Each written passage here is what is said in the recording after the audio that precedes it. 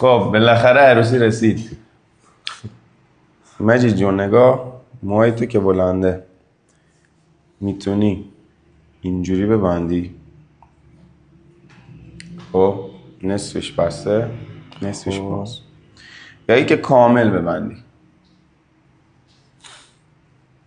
یه چیزی باشه پشم ریزون، خاص باشه. خیلی خاص باشه.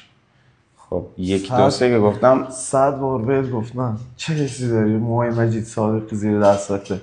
محمد رضا گلزار باشه. ببین ببین یک وای دو وای سه. ببین مجید صادقی هستی واسه خودتی. اینجا چپ دسته. دمت گرم، چکری. عالی بود، مرسی، زحمت کشیدی. پیشنهادم به شما اینجاست دیگه، انتخاب با خودتون. مبارکت باشه. قربونت.